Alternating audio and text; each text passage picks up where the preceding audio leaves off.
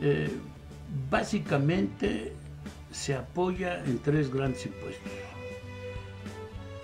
El impuesto sobre la renta, creado en 1925, el impuesto al valor agregado, IVA, creado en 1980, y el impuesto predial, que es un impuesto que desde el siglo XIX se paga de acuerdo a la valuación de las propiedades de la tierra y la construcción. Este último impuesto básicamente lo cobran los municipios y los otros dos el gobierno federal. Claro, hay más impuestos, pero a grandes rasgos estos son. ¿Cuáles son, por otro lado, los ingresos del gobierno federal? El gobierno federal tiene impuestos, productos, derechos y aprovechamientos. Pero si aquí la pregunta es sobre lo que se refiere a los ingresos fiscales, básicamente son los que dije.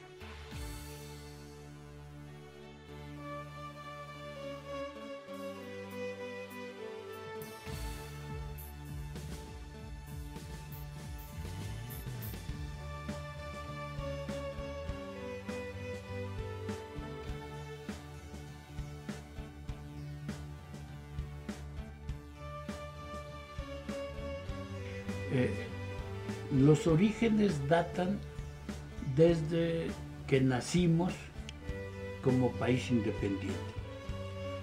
En efecto, aquel 27 de septiembre de 1821, en que obtuvimos la independencia formal, también nos entregaron una lista de lo que sería la deuda pública externa con la colonia española.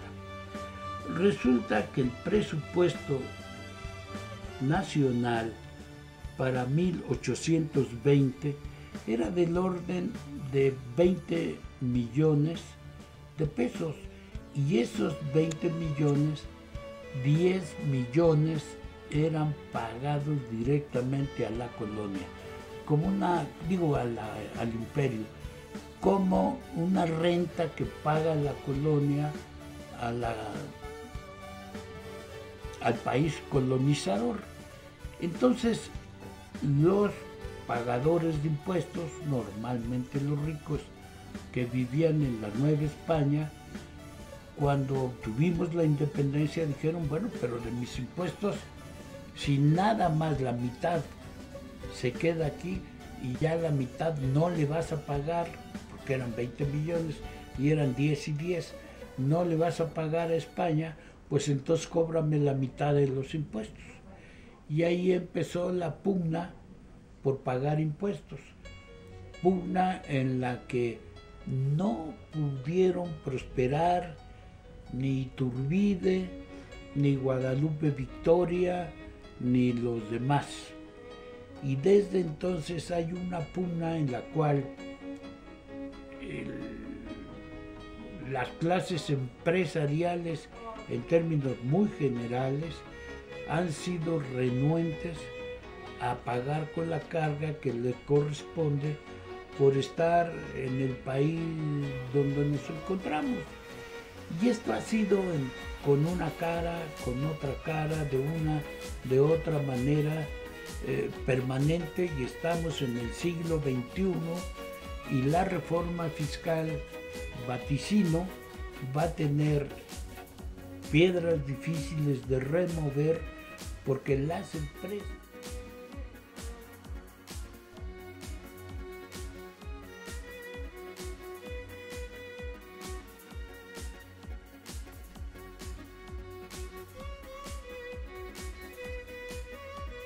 el problema principal es que es insuficiente.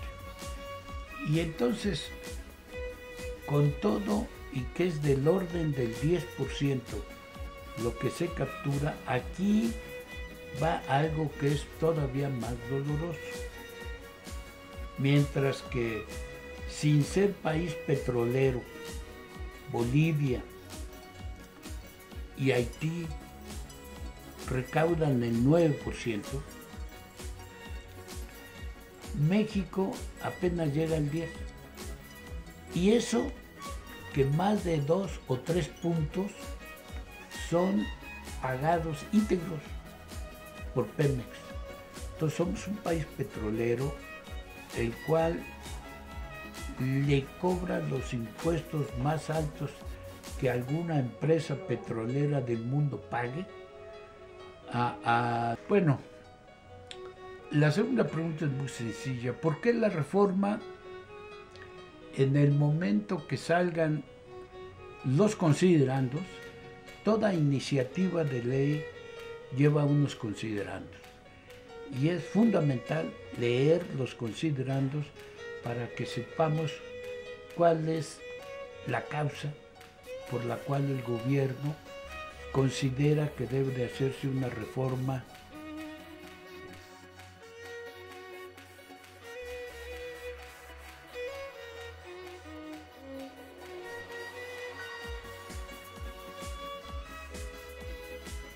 No sé qué se espere con la reforma, pero ¿qué espera un ciudadano?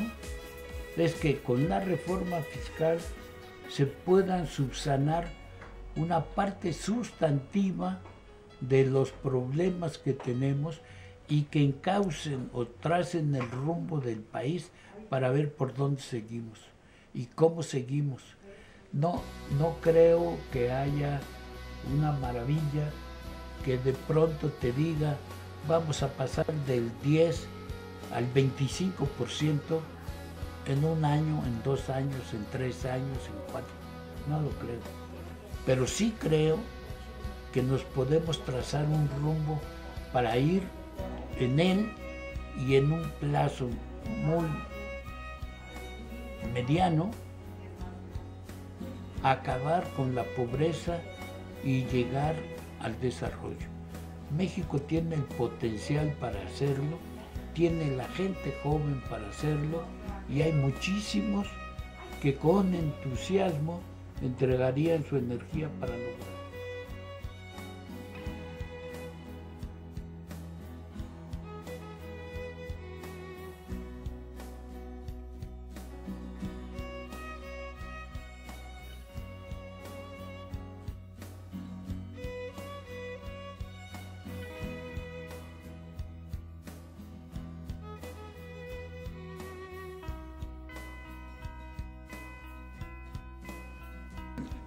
La Constitución señala que las leyes fiscales deben de estar orientadas a redistribuir la riqueza, un poco en el sentido de cobrar más a quien más tiene. Si tú logras cobrar más a quien más tiene, vas a lograr que gradualmente la riqueza se vaya redistribuyendo. El propósito constitucional se atora porque no todos los ricos pagan lo que deberían de pagar. Hay muchos que legalmente,